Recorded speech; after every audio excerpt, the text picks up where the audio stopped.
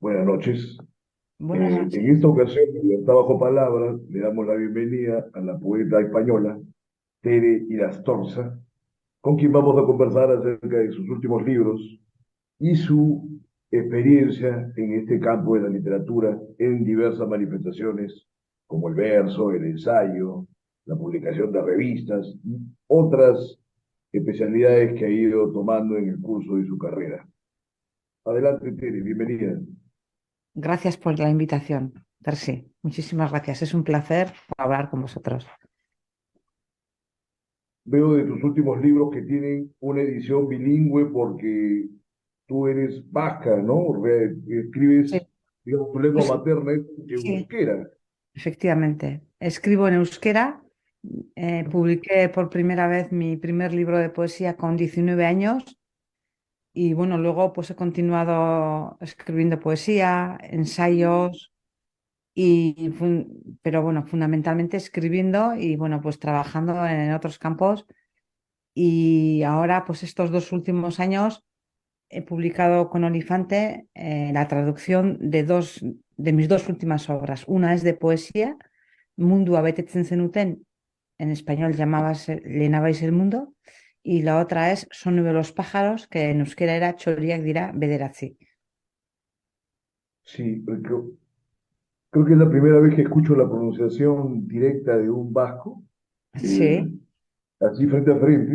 Y qué sí, música que le has puesto a eso, ¿no? Se capta mucho una onda musical allí. Muy bien. Entonces, hablamos que uno es un libro de versos y el otro es un libro de ensayos, pero incluso en la red he visto que han publicado fragmentos de tu libro de ensayos como si fueran sí. poemas, porque hay una amalgama o una mezcla de géneros, ¿no? Ahora, me parece interesante que tú, mira, después de mucho tiempo, está en el programa un poeta que haya publicado antes de los 20 años. Los últimos meses está llegando pura gente que empieza a publicar al borde de los 30 o pasados los Sí. 30. Entonces, contigo volvemos a esta imagen clásica del poeta tocado desde muy temprano por la musa o por la inspiración, por la poesía, de 19 años. Entonces, desde que publicaste, además, has tenido suerte o te ha ido bien en diferentes certámenes, o sea, han aplaudido tu poesía desde temprano de modos oficiales, ¿no? Sí. Pero antes de abordar ello, te digo, siendo vasca y siendo que escribes en euskera, eh, en la primera impresión, ¿nunca has sentido una partición por querer escribir en castellano también de frente? ¿O siempre Bueno, de frente a eh, euskera y nada más? yo la verdad es que desde el principio empecé a escribir en euskera, no solo porque sea mi lengua materna, ¿no? Sino porque también veníamos de un contexto en el que escribir en euskera resultaba difícil, durante muchos siglos también perseguido. Y entonces, pues, unas generaciones previas a la mía, pues ya intentaron, bueno, dar un giro a esta situación. Se produjo la unificación del euskera, porque el euskera, al ser un idioma que no tenía instituciones, estaba muy dialectalizado.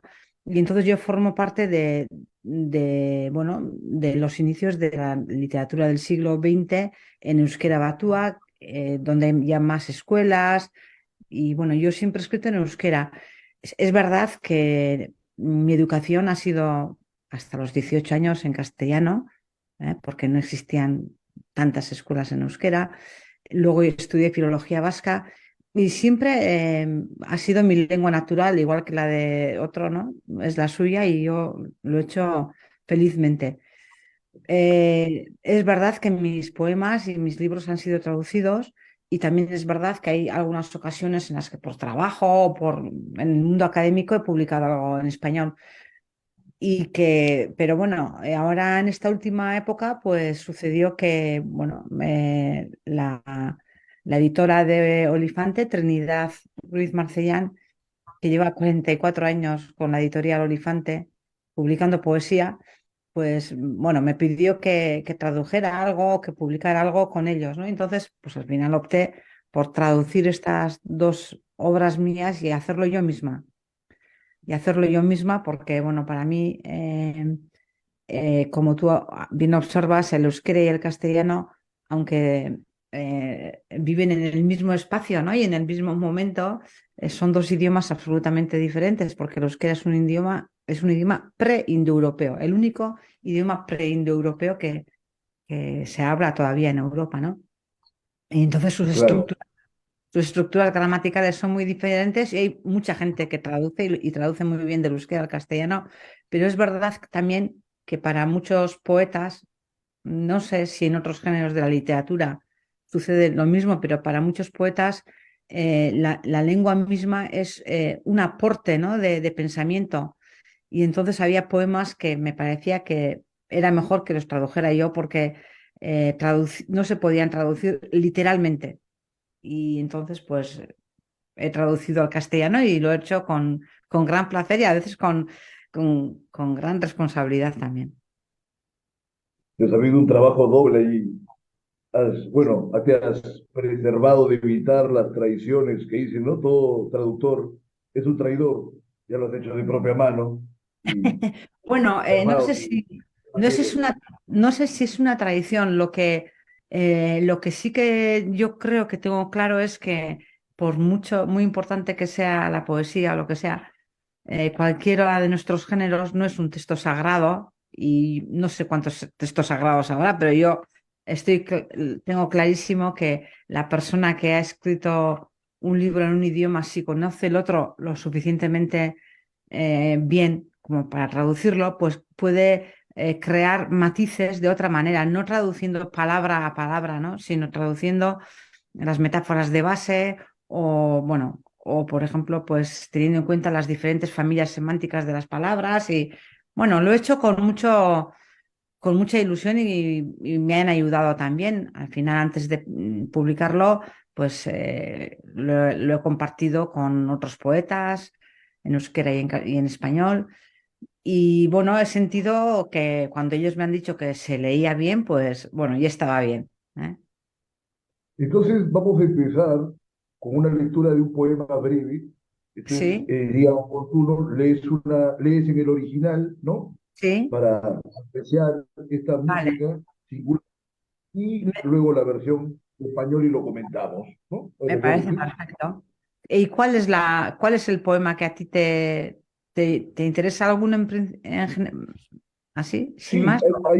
hay uno principalmente de Llenabais el Mundo, que Sí. habla, puedo escribirlo, luna llena sobre el mar, pero me pregunto para qué, es ese Sí, poema. ¿en qué página lo tienes, por favor? Porque yo... Lo he copiado así nada más. Ah, bueno, Pero bueno, lo busco. es el que Vale, al final dice, y tras cada blanca y redonda farola, creo que sí, siempre puedo encontrarse sí, una luna llena. Ok. sí, sí. Ahora mismo voy a ello. A ver, pues no sé si lo voy a poder encontrar. No, entonces empieza con el que guste, Steven. No te preocupes, por favor. Ya Sí, luego vamos ese poema escogiendo. realmente es hermoso, ¿eh? Me gustaría leerlo, Ah, pero bueno. bueno, si no empezaré por el primer poema del libro y luego voy a encontrando, ¿eh? Bueno, el primer Vamos. libro, aunque es un libro de poemas, no sé si me ves. Sí, Sí, claro. sí, aunque es un libro de poemas, tiene una unidad y el primer poema es bueno, es la llegada a algún lugar, ¿no? Y lo voy a leer en euskera.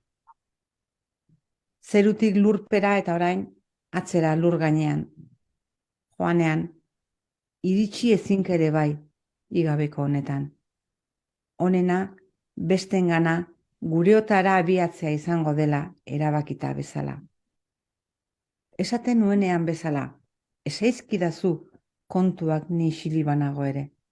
erakutsiz bezala, zugan geratzen da bizia, ni isilik banago ere. Tunela eta berriz argia, orain hemen ezagoenez, denean oteagoen. Zerua garbi-garbi. Euk honezkero Grezia ere pasea dun. Itxasoa urdin-urdin. Zerua hain garbi. Bueno, así suena en euskera. Observarás que hay muchas sibilantes, ¿eh? Claro, Y así suena en castellano. adelante. Del cielo al subsuelo y de nuevo a ras de tierra. En tránsito, sabiendo que ya sin ti carezco de destino y decidida con todo a partir hacia los demás, hacia los nuestros, como cuando decías, cuéntamelo, pues desearé recordar que la vida permanece en ti hasta cuando yo callé. Un túnel y luego otra vez luz. No estás aquí y es como si permanecieras en todo. El cielo limpio y profundo. Probablemente haya sobrevolado Grecia. El mar azul celeste. El cielo marino. Pues con este poema se inicia el libro y bueno, Ese libro es lo que llenabais el mundo, ¿no? efectivamente. Bueno, Muy bien. en este libro un poco se trata el tema de la pérdida, ¿no? De la pérdida de las personas que amamos y que nos han amado, ¿no?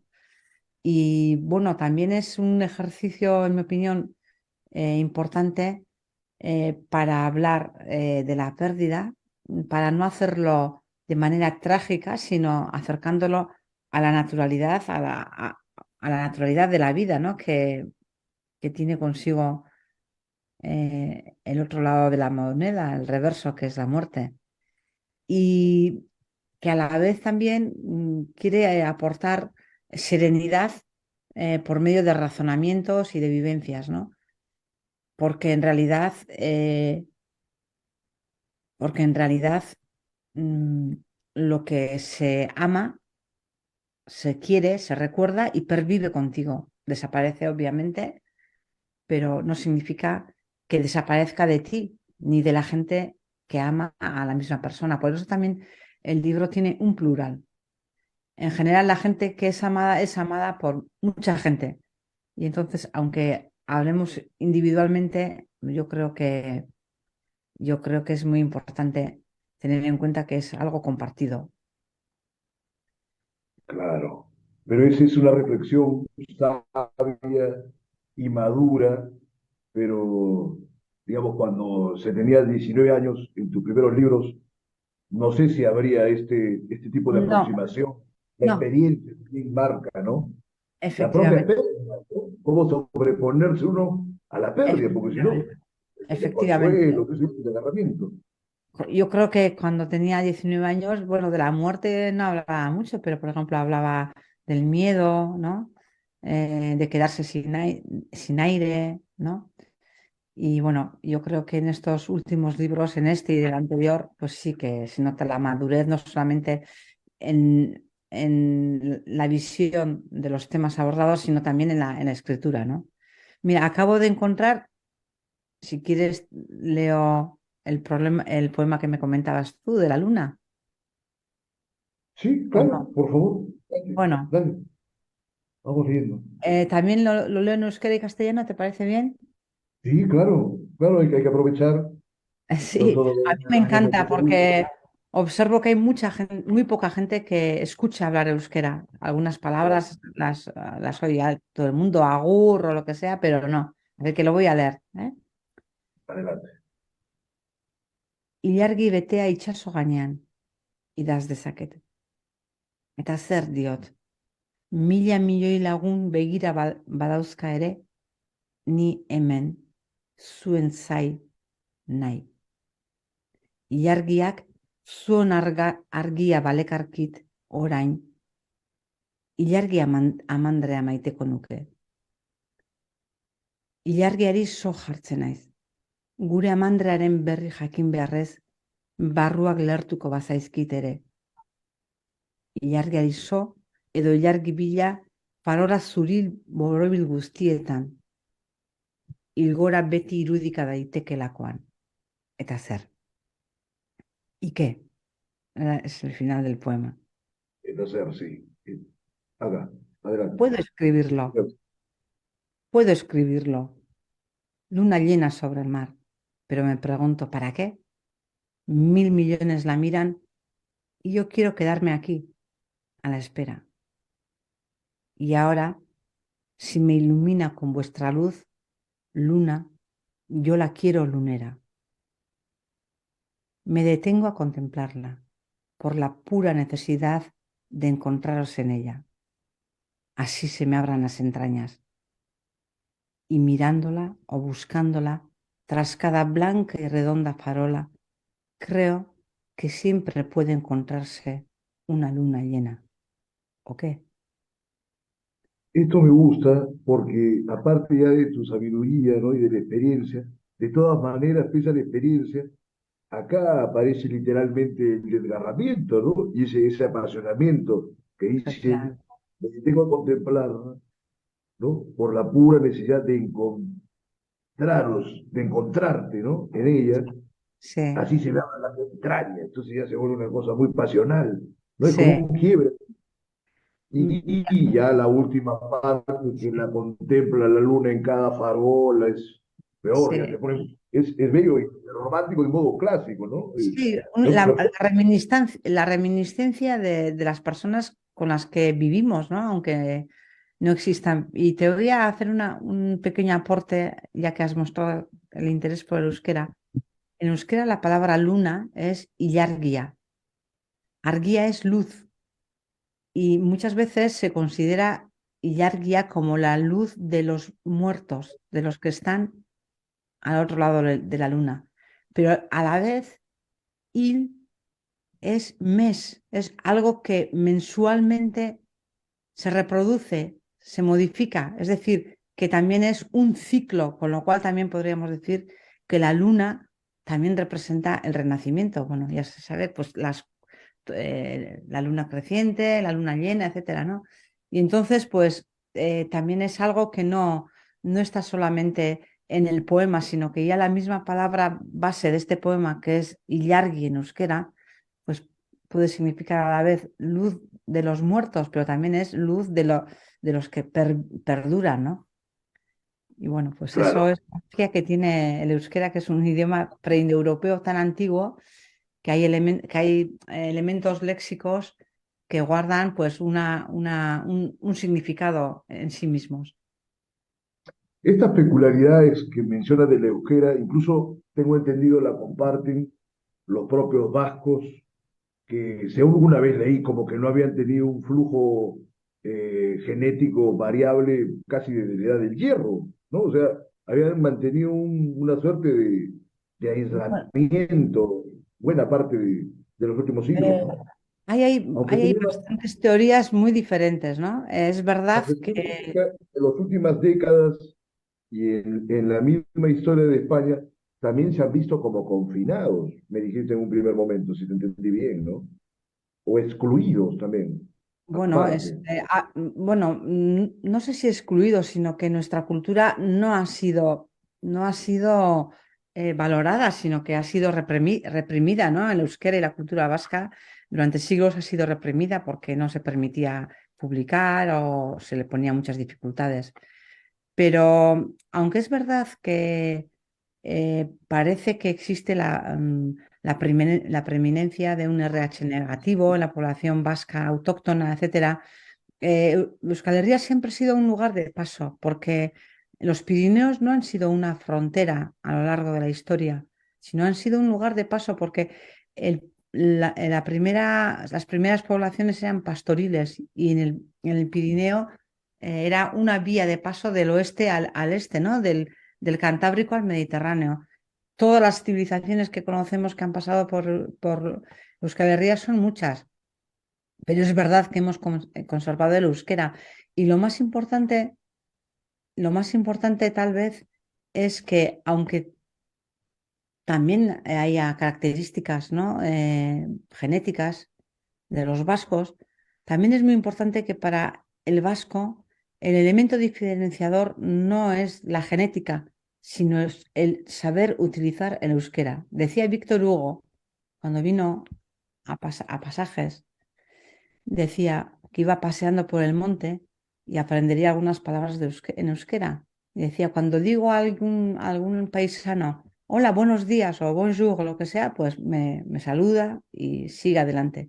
Pero si le digo egunon, considera que soy de su casa. Entonces me abre sus puertas, ¿no? Y en realidad ser vasco en euskera es euskaldun, el que tiene el idioma. Ah, No sé. mira, Es, claro, es el profundo. idioma, para otros es ser humano, ¿no? Los inuit, hay personas que dicen, pues mi pueblo es el que son los humanos, nosotros son, el euskaldun es el que tiene el idioma, la cultura. Todo esto es muy poético, ¿eh? ¿No? Sí, sí, Es muy interesante, quizás porque por eso. se aleja un poco de todas las ideas que generan los cánones que más, que más, más avanzan en la sociedad, ¿no? Que son mayoritarios, quiero decir. Bueno, parece que las lenguas que no son hegemónicas o que no se han derivado de, no sé, de alguna forma quizás imperiales, se me ocurre ahora, Sí. son mucho más abiertas hacia lo llano de la comunidad. No se establecen tantas formas, no sé si de diferenciación o de categorización, porque eso que me dices tú del buenos días y que es como hacerlo parte de la casa, una circunstancia así, es una cosa muy profunda, pero propio también de una comunidad eh, que no está tan pendiente de confrontaciones, ¿no? De guardar tantas distancias, me parece. Pues he oído de Bueno, otros idiomas que no han sido hegemónicos, cosas así, ¿eh? Puede ser. bueno, No soy por una, filóloga. ¿Qué nos por dices una, al respecto? sí soy filóloga, sí, por una parte, como, como cultura, nuestra cultura es una cultura muy antigua, es decir, decía Oteiza que solamente que nuestras abuelas, teníamos 90 abuelas hasta el Paleolítico, hasta las cuevas, ¿no? En las que vivían los primeros vascos. Claro. Pero lo que es verdad es que las personas en la prehistoria e incluso hoy en día somos seres sociales. No podemos sobrevivir ni cuando nacemos, ni cuando somos mayores, ni en nuestra propia plenitud.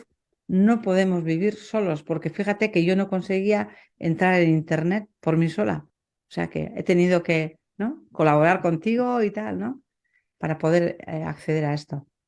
Lo que pasa es que las culturas tradicionales em, preparan la paz. Entonces sabes que saludar es, bueno, pues aceptar a alguien, ¿no? Y sin embargo, en las culturas actuales, en las que la competitividad tiene mucho un rango social terrible, pues ni siquiera nos saludamos, ni siquiera cogemos tiempo para mirar a un lado o a otro. Y es verdad que el ritmo de las ciudades nos conduce a una vida frenética en la que no tenemos una relación personal con mucha gente, aunque vivamos en grandes ciudades. Y yo creo que las culturas tradicionales, pues sí que han pervivido, por lo que también decía Hannah Arendt, ¿no? Cuando hablaba del calor en las persecuciones a los judíos en Alemania, ¿no? Cuando decía, bueno, los judíos somos una pequeña comunidad y nos protegemos, ¿no? O sea, esa necesidad de protección, pues igual está más arraigada en las pequeñas culturas, aunque luego, como vemos en la historia, como está sucediendo en estos momentos en Israel, ¿no? Pues al final, cuando nos convertimos en culturas hegemónicas, a veces hacemos justo lo contrario. Claro. Ahora que hablas de la cosa urbana, Sí, quizás en el mundo rural, yo particularmente he visto que en el mundo rural hay mucha más cercanía, en sitios muy rurales. Incluso lo que hablábamos de la luna. Ellos sí, hay, muchas veces tienen lo de la luna por su ciclo, porque tiene que ver hasta con la agricultura, con todo, pues, por supuesto. y tal, ¿no? El ciclo de 4 semanas. Pero ¿sabes efectivamente. qué? Me hiciste pensar en la conocida figura de Helio cuando dice al inicio de la Tierra Baldía, eso de que lo sabemos todos, ¿no? Pero que abril es el mes más cruel. Pero es cruel porque Efectivamente. empieza la primavera, ¿no? O Claro, sea, claro, es que la naturaleza no es una estampa de la que podamos aceptar o de la que podamos prescindir. O sea, nosotros somos parte de esa naturaleza, entonces eh, nos adaptamos a ella e intentamos también a veces modificarla, ¿no? La cultura es cultivo al final, ¿no? Eh, lo culto es cultivar algo, ¿no? Y entonces siempre en estamos efecto. pero claro, también todo tiene su punto de crueldad. O sea, no podemos tener una visión de la naturaleza, una visión, no sé, como buenista, ¿no? Focal. Por eso te decía, hay una cuestión dialéctica ahí de un flujo Efectivamente, continuo de vida y muerte, de luz y efectivamente. sombra, De destrucción, de creación, efectivamente. Sí, así es la sí. realidad. Así es la realidad, así es la realidad. El que no ve esas condiciones o esas circunstancias, más bien está negándose a la realidad y está inventando una cosa que es Efectivamente, desconocida, ¿no? efectivamente, efectivamente. Muy bien, acá tengo unos apuntes que hay en internet que me gustaría repetir para ver cuál es también tu grado de asimilación de lo que dicen sobre tu obra, ¿no? Mira, por ejemplo, veo acá que Colby Aguirre dice, Tere Irastopsa cuenta con una obra de estilo variado, aunque tiene un impulso elevado para ir siempre por la toma del exterior. Si el poema lo crea a partir de la palabra, es la experiencia quien crea la idea. Una cosa medio filosófica, pero no sé si eso se opone al sentido de intimidad que he visto en tus últimos libros. Quizás eso se refiera a tu libro de un primer momento, o cómo lo ves tú misma, en tu opinión. Bueno, yo pienso que aunque las personas tenemos la posibilidad y realmente somos cada una individuales y somos muy diferentes unos de otros por nuestras experiencias vitales, también pienso que en el fondo los sentimientos los sentimientos son universales, ¿no? Y la intimidad también es algo universal. No quiere decir que todo el mundo tenga los mismos sentimientos, sino que sí estamos adecuados para sentir amor, sentir odio, sentir pérdidas, ¿no? Estamos preparados. Es decir, que en lo básico las personas eh, podemos ser universalizables. Nuestros sentimientos son universalizables. Entonces, yo creo que yo creo que Aguirre me ha leído siempre muy bien. Y yo creo que en mi poesía hay una oralidad que igual falta en mucha poesía, no solo en euskera, sino en muchos idiomas, ¿no? Y las palabras y el sentido de las palabras, de su oralidad, también es muy importante. Pero al final, esas palabras no viven en el diccionario. Las tenemos que somos nosotros los que tenemos que darles un sentido, ¿no? Y la poesía es una manera de explicitar vivencias, que a mí es lo que más me gusta, hablar de vivencias, más que experiencia como un grado, ¿no? Sino hablar de vivencias que no afloran en la realidad, porque en general el resto de los géneros literarios, como puedan ser el teatro, la novela, hablan de grandes pasiones, de grandes ideas, pero a veces les falta el punto de intimidad más que de intimidad, de vivencialidad que puede generar la poesía. Curioso ese punto, interesante. Ahora, dado que has hecho esta indagación profunda en tu propia forma de entender la literatura, no solo la poesía, que has Sí, abarcado diferentes géneros, cuéntanos cómo es que se dio tu cercanía con la poesía. Fue, no sé, algunos poetas hablan como que se sienten escogidos, para otros era tan normal como madurar, no sé, ¿cómo fue tu experiencia, esta proximidad y este destino o esta elección de ir por la mira, poesía? yo he sido una gran lectora desde desde joven, aunque no he tenido, aunque he sido una lectora muy autodidacta. Y aunque a lo último que accedí fue a la poesía, porque había accedido mucho antes a la novela, a los cuentos, al ensayo, lo primero que escribí, que yo recuerdo que además lo escribí en castellano porque tenía 12 años y mi hermano se había ido a Ah, vivir bueno. fuera de casa cuando él tenía 16. Lo escribí en castellano porque yo iba a la escuela en castellano, ¿no? Pero siempre he escrito fundamentalmente poesía. Y es algo que me ha salido de manera innata y es verdad que luego ya cuando empecé a aprender, perdón, a leer poesía, pues ahí la poesía me fue dirigiendo a diferentes maneras de pensar, de sentir y para mí ha sido una guía. La lectura de poesía para mí ha sido una guía para comprender la vida, para comprender mis inquietudes, para entender lo que quería ser y lo que no podía ser. Y así ha sido durante muchos años. Escribí mi primer libro con 19 años y cuando publiqué ya, que fue premio a la crítica, se llamaba Gavesiak, que es como carencias.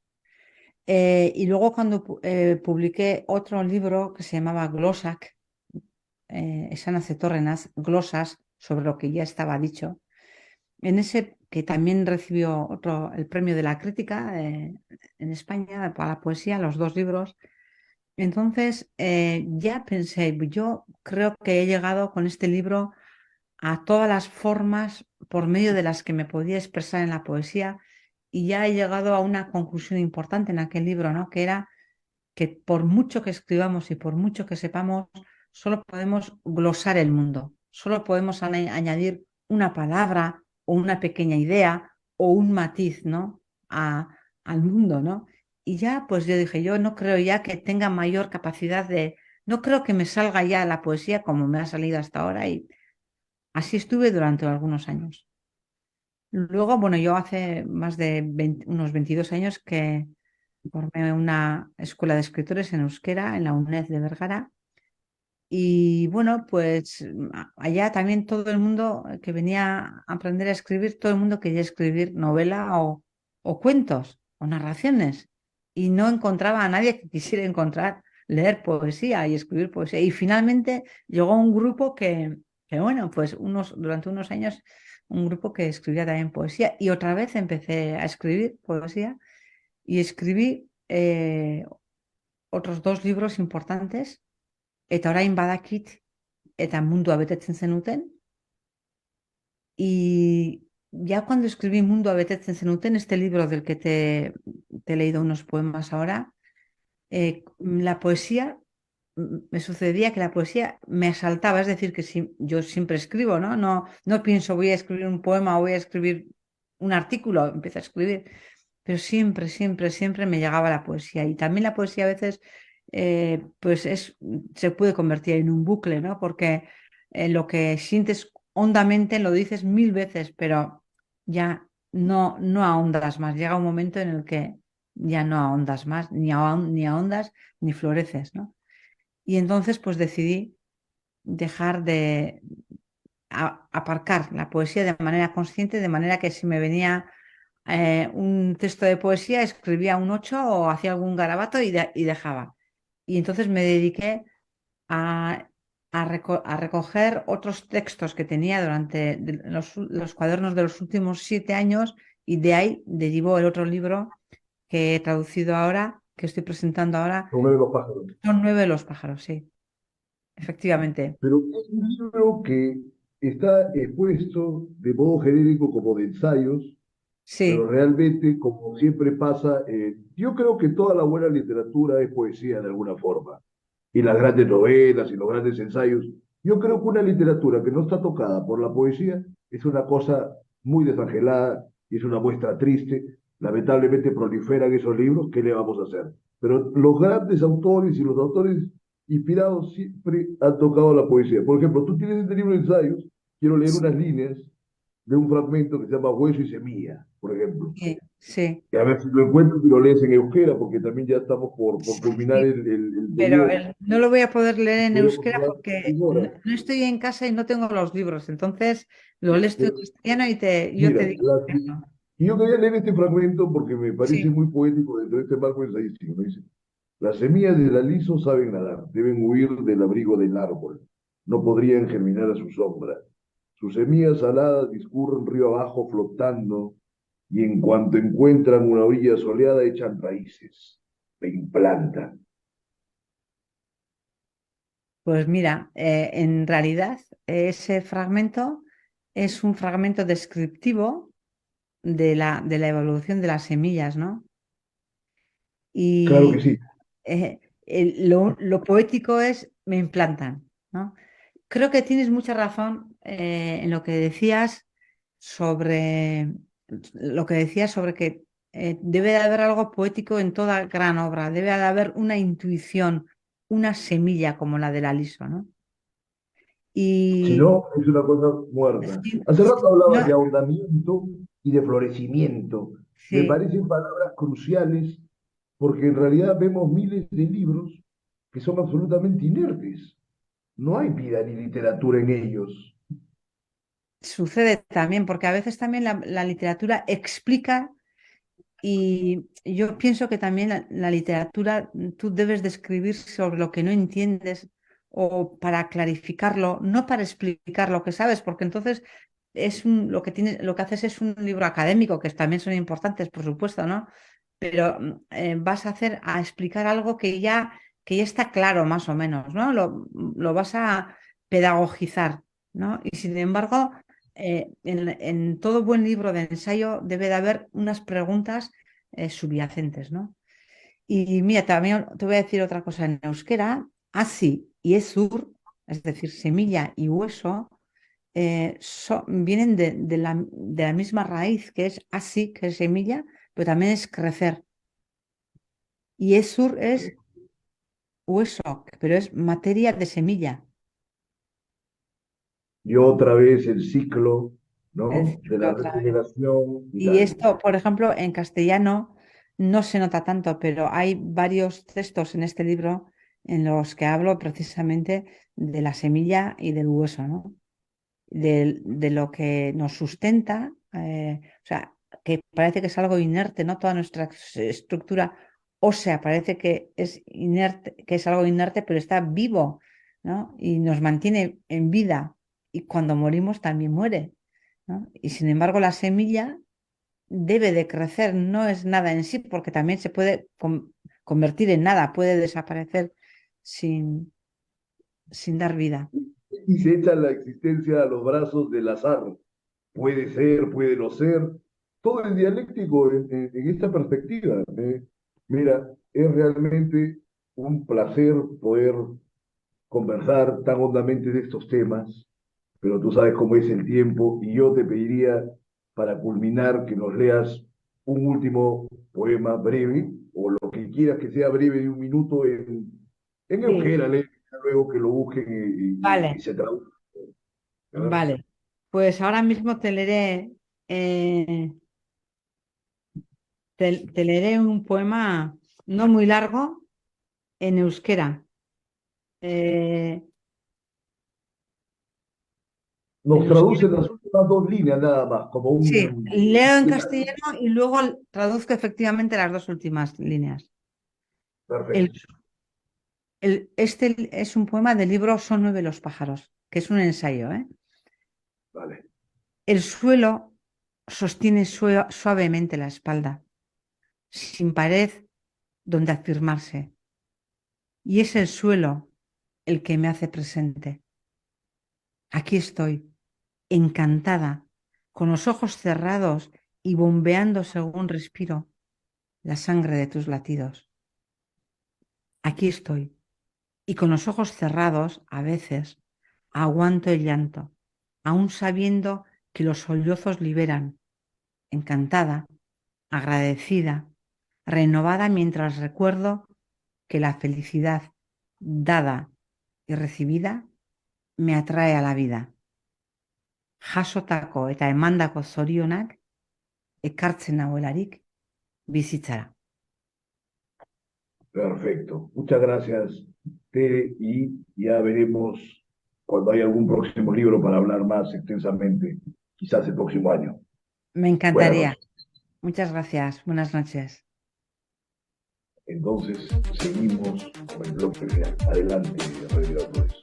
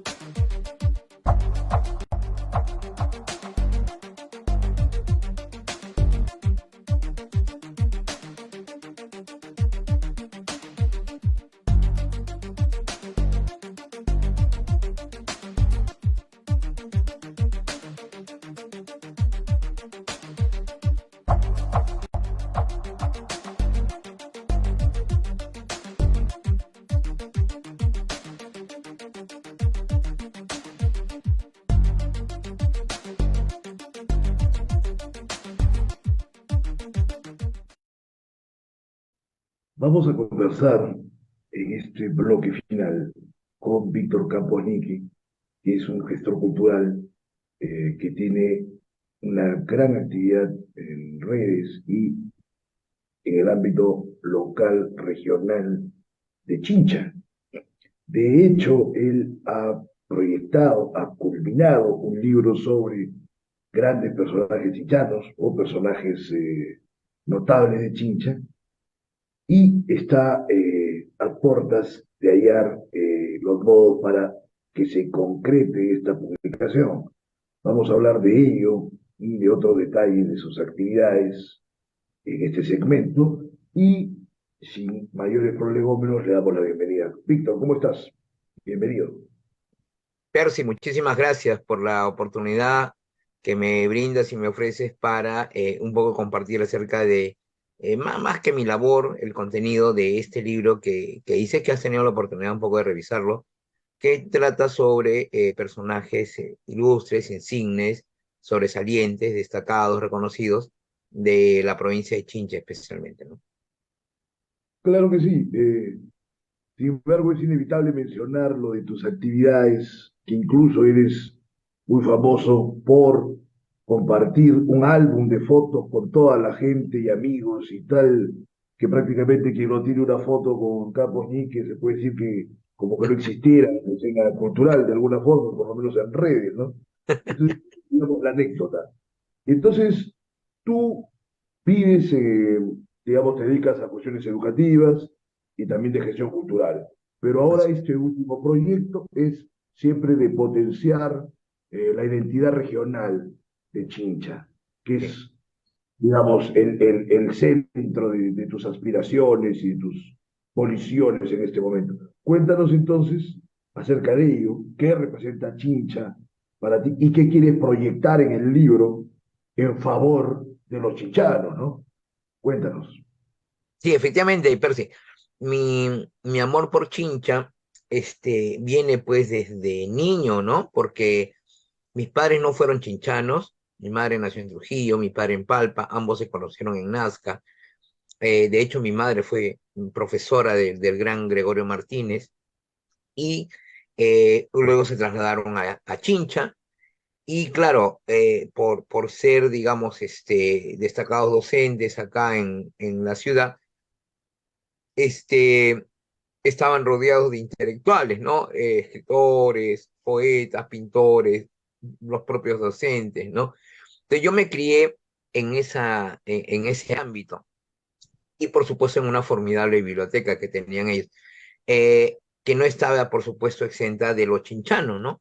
Entonces yo me iba relacionando con gente que me iba nutriendo de la chinchanidad, vamos a decir así, de la chinchanidad, y eso me impregnó por supuesto un gran amor, ¿no? Entonces, ¿qué busco? ¿Qué quiero conseguir con el libro sobre personajes chinchanos? Claro, irradiar identidad, cierto, pero además lo que quería era un poco llenar un vacío, ¿no? La bibliografía chinchana, cuando aborda el tema de personajes, o por lo general lo hacen con poetas y escritores y deportistas, no hay más, ¿no?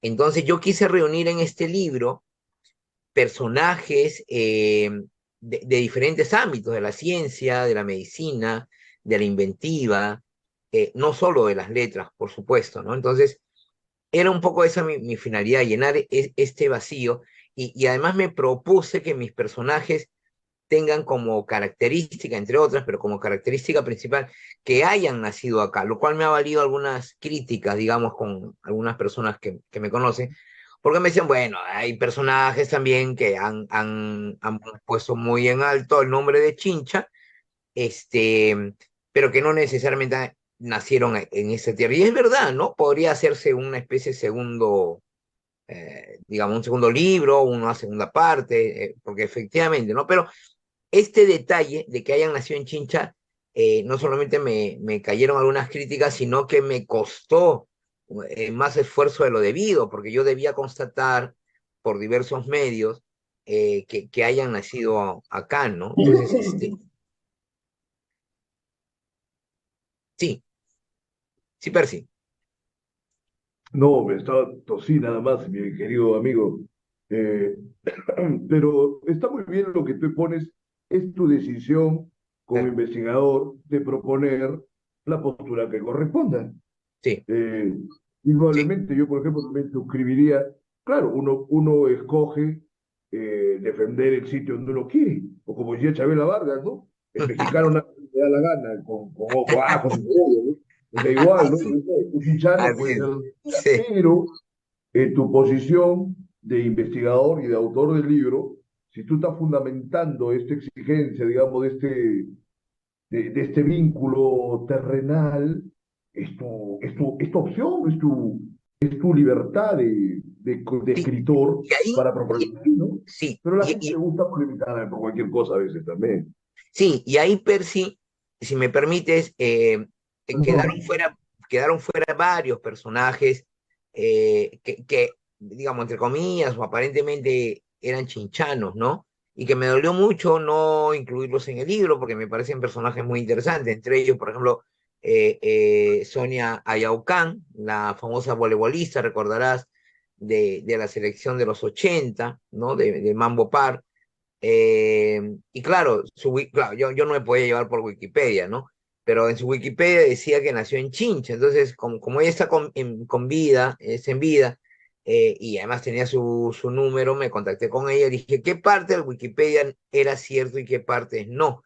Entonces, para empezar, me dijo Víctor, para empezar, yo no nací en Chincha, me trajeron a los 3 días de nacida de Lima, ¿no? Entonces ya, ahí nomás ya, como dicen los chicos, en Guan ya había quedado fuera.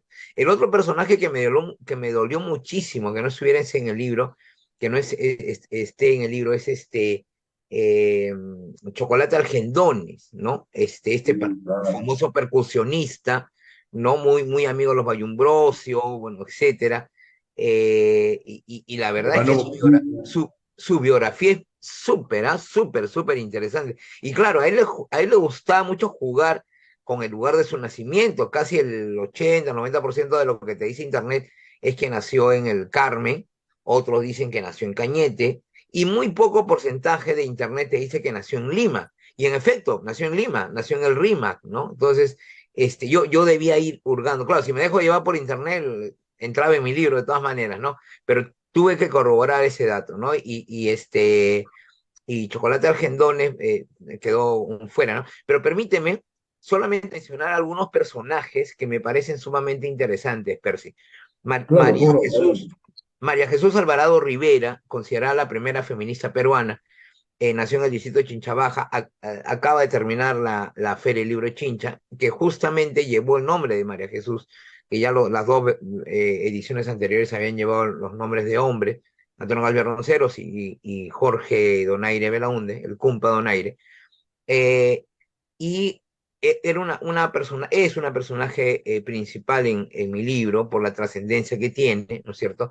Otro es Eduardo Cáceres Graciani, por ejemplo, considerado el padre de la oncología peruana y cuyo instituto de neoplásicas lleva el nombre de este chinchano. O el complejo policial, por ejemplo, en Lima, en La Victoria, que lleva el nombre del general Jorge Mongellanos, también nacido acá, en Chincha, ¿no? O el recientemente fallecido Ernesto Belit Granda, politólogo, escritor, médico, hermano de Juan, el internacionalista. Ernesto, o don Ernesto, que falleció en junio de este año, eh, el departamento de endocrinología del Hospital del Niño lleva su nombre, ¿no? Esa área del Hospital del Niño lleva el nombre de don Ernesto Granda, que este año lo perdimos, ¿no? Y bueno, hay también, por ejemplo, el doctor Carlos Alberto Pesquera Carrillo, que lleva el nombre de el famoso INCOR, ¿no? O Instituto Cardiovascular, o más llamado como el Instituto del Corazón, ¿no? También lleva el nombre de otro chinchano. Entonces, fui indagando sobre estos personajes, Percy, que muy poco la población conocía, ¿no? A través de este tiempo, porque prácticamente el libro fue escrito en plena pandemia, he ido concediendo entrevistas, escribiendo artículos, compartiendo conferencias y conversaciones, y he ido impulsando la difusión de estos nombres, ¿no? De estos personajes chinchanos. Marita Troyano, nos cuenta a Claro, través de los amigos sí, de ella claro. también, que sabe que Claro, cada claro. Además, 25 años. la muy reiterada, y me parece que con toda justicia, yo no soy muy partidario que la gente se quede en los cargos, pero en este caso está justificadísimo como presidenta de la Comisión de Escritoras, ¿no? Del PEN Perú, ¿no? Claro. Y que hace una labor extraordinaria realmente, ¿no? O sea, realmente se saca el ancho en esa comisión, Marita, y claro, no es deseo de ella, entiendo que hay un acuerdo y siempre la proponen y siempre sale elegida la gran Marita Pero tú Troyano sabes que Chumbiao. más bien acá en Latinoamérica hemos hecho un excesivo culto de la transitoriedad en cargos funcionales, o Sí, realmente, o sea, ¿te acuerdas cuando Angela Merkel, todos los sí, periodos en Alemania, ah, claro, claro, claro, es una circunstancia diferente, ¿no? Tener más de dos periodos, acá se complica todo. Con cinco sí, años nada más, sí. los destrozos que causa Pérez es harina de otro costal. Sigamos en Chicha, y bueno, ya vamos a llegar a las 11 de la noche. Quisiera que expongas sintéticamente este elemento que se hizo polémico, me cuentas, para allanar, digamos, esa polémica dentro de tu voluntad de investigador. ¿Por qué esta determinación por esta suerte de derecho de suelo? Ah, bueno, buena pregunta, muy buena pregunta. Es, Adoptivos, ¿no?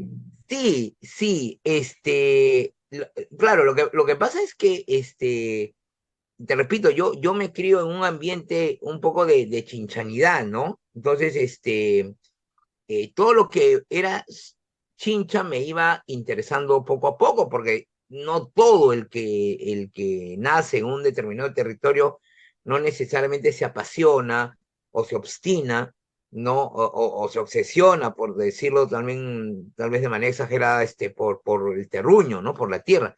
En este caso sí, porque tal vez hice clic, ¿no? Con Chincha, no solo por el hecho de haber nacido, sino porque fui encontrando valores y talentos en muchas personas y además en muchos acontecimientos de la historia. Por ejemplo, ¿por qué se le llama? Claro, entiendo que hay otras ciudades también que se le llaman así Benemérita la Patria. Hay que recordar que San Martín, la primera ciudad que visita después de desembarcar en Paracas, fue Chincha, ni siquiera Ica, ¿no? Fue Chincha, y Chincha aporta con mucha población afro a las huestes independentistas, ¿no? Entonces, hechos como ese, Percy, y repito, personajes del Goya. A mí, lo que pasa es que yo tengo una afición por leer biografías, ¿no? Me interesan mucho las biografías de las personas, ya sean fallecidas o estén vivas, hurgo sobre sus biografías, y entonces, por ahí yo creo que fue un poco el tema de establecerme del tema de haber nacido acá en Chincha, ¿no? Lo cual no desmerece de gente muy valiosa que no hayan nacido acá en Chincha, pero que aún habiendo nacido en otras partes del Perú, se consideran chinchanos, ¿no?